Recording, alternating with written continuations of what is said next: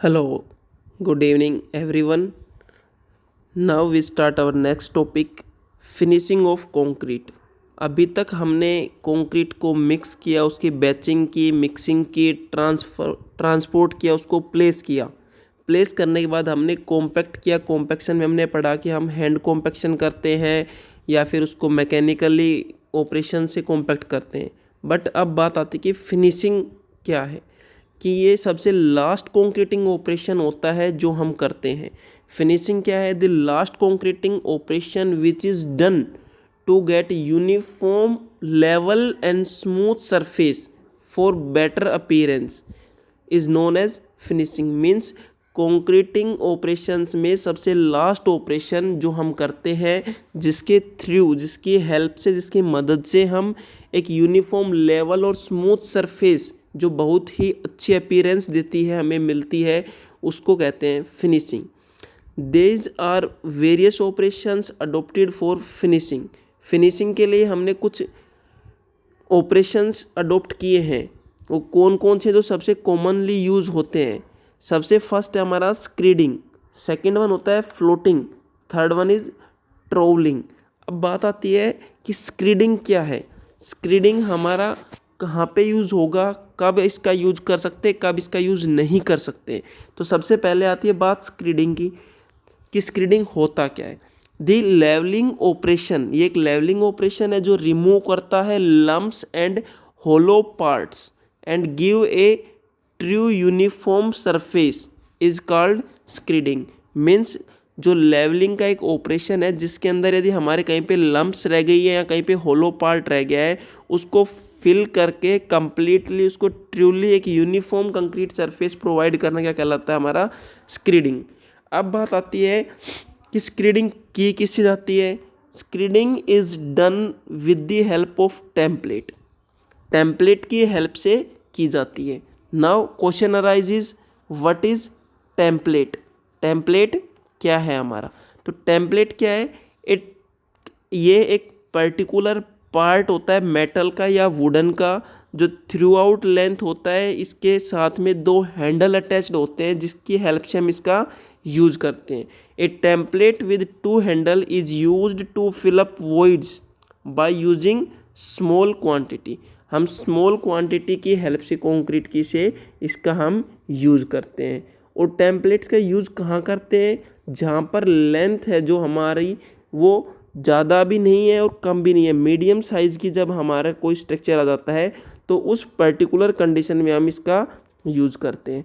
तो अब बात आती है कि हम टेम्पलेट की लेंथ क्या रखें। टेम्पलेट की लेंथ की बात आ जाती है कि क्या रखें। तो जो टेम्पलेट की लेंथ है वो should be longer than this section finished. अब मान लीजिए मेरे पास ये एक सेक्शन है, मुझे इस सेक्शन को फिनिश करना है, तो मेरी टेम्पलेट की लेंथ कुछ इससे ज़्यादा होनी चाहिए। यहाँ पे दो हैंडल्स लगे हुए दोनों तरफ, इन हैंडल्स की हेल्प से हम इसको आगे की तरफ फॉरवर्ड मूव कराएंगे। जो भी इसके अंदर वॉइड्स होंगे वो फिल होते हुए आ जाते हैं। Next one is floating. जब हमने स्क्रीडिंग किया, जब हमारे पास बड़ा पार्ट था, अब बात कर रहा है कि फ्लोटिंग कब करेंगे।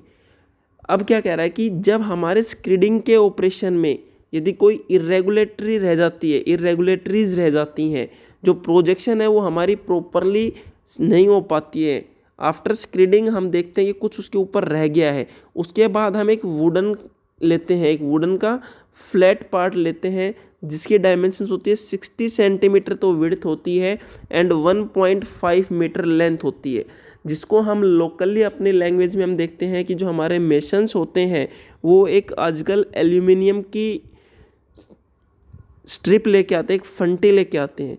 ठीक उसी तरह से एक वुडन का फ्लोट होता है, वुडन का गुटका बना होता है जिसकी विड्थ तो होती है 60 सेंटीमीटर और लेंथ होती है 1.5 मीटर। और इसका यूज़ करते हैं हम लेवल करने के लिए होलो स्पॉट्स को, जहाँ पे हमारी होलो स्पॉट्स रह जाती है उनको लेवल करने के लिए। फॉर फ्लोटिंग, फ्लोटिंग के लिए a large size bull float और aluminium float are also used.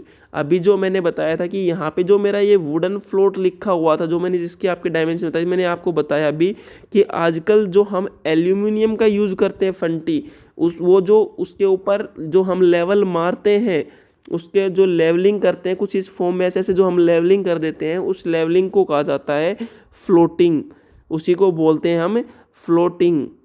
Clear हुआ। अब नेक्स्ट आता है इसके बाद हमारा ट्रोवलिंग। अब ट्रोवलिंग क्या होता है, ये सबसे लास्ट ऑपरेशन है फिनिशिंग में भी। फिनिशिंग के जो हम ऑपरेशन कर रहे थे उस फिनिशिंग का भी सबसे लास्ट ऑपरेशन है। इसके अंदर हम क्या करते हैं, इसके अंदर हम एक स्टील की फ्लोट लेते हैं जिसकी डायमेंशन 20 से 50 सेंटीमीटर लेंथ और 8 to 12 सेंटीमीटर विड्थ होती है।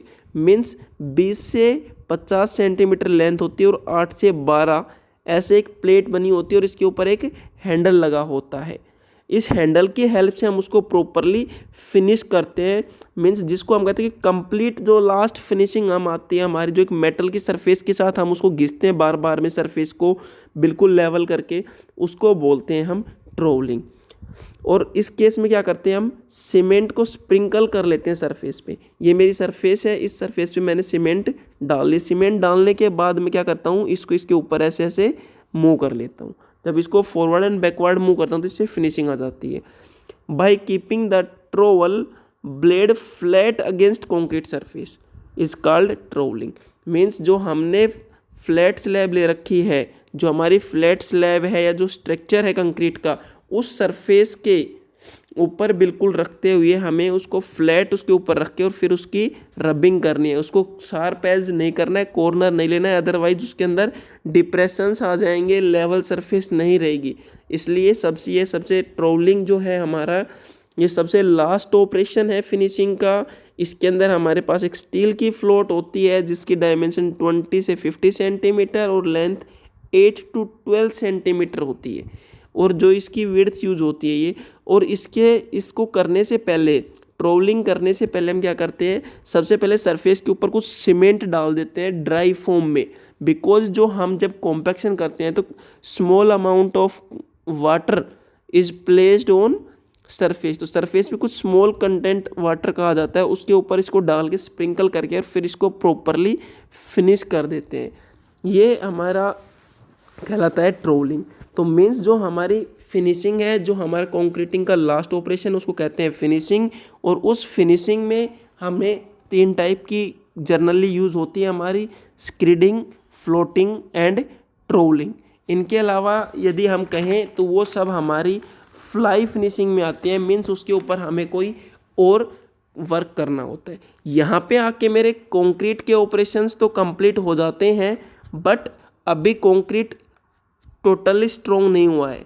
तो जैसे ही हम प्लेसिंग कर लेते हैं, फिनिशिंग कर लेते हैं, इसको कुछ टाइम पीरियड के लिए हम इसको छोड़ देते हैं और इसके बाद हम क्या करते हैं, क्योरिंग, जो कि हम अपनी नेक्स्ट क्लास में करेंगे क्योरिंग। बट थोड़ा सा ब्रीफ बता देता हूँ कि क्योरिंग होती क्या है हमारी।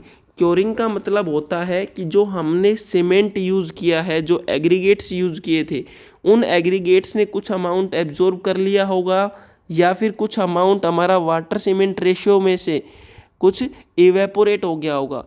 इसलिए जो हमारी सीमेंट है उसकी जो रिएक्शन होनी है, जो फाइनल सेटिंग होनी है, उस रिएक्शन को कंप्लीट होने के लिए जो हमें वाटर चाहिए होता है वो कंप्लीट नहीं मिल पाता है। इसलिए हम उसके ऊपर से आउटर सरफेस से, आउटर सोर्स की हेल्प से उसके ऊपर वाटर अप्लाई करते हैं इन डिफरेंट फॉर्म्स। अलग अलग फॉर्म्स में जब हम करते हैं तो उस प्रोसेस को कहते हैं क्योरिंग। अब हम इसके बाद मेथड्स पढ़ेंगे। बहुत से मेथड्स आप लोगों ने देखा होंगे कि हम पॉन्ड क्योरिंग करते हैं, मिट्टी डाल के पूरा भर देते हैं, या फिर उसके ऊपर हम बर्लप्स डाल देते हैं, या उसके ऊपर स्टीम क्योरिंग करते हैं, मेम्ब्रेन डाल देते हैं। इस टाइप से हम बहुत से मेथड्स पढ़ेंगे क्योरिंग के, जो कि हम अपनी नेक्स्ट क्लास में करेंगे। यदि किसी को अभी तक किसी भी टॉपिक में कोई डाउट है तो आप मुझे कांटेक्ट कर सकते हैं, मुझे मैसेज कर सकते हैं व्हाट्सएप पे, यूट्यूब पे, फेसबुक पे, मैसेंजर पे। इवन यदि किसी को प्रॉब्लम है तो वो मेरे को टेलीफोनिकली भी कनेक्ट हो सकता है। Thank you very much.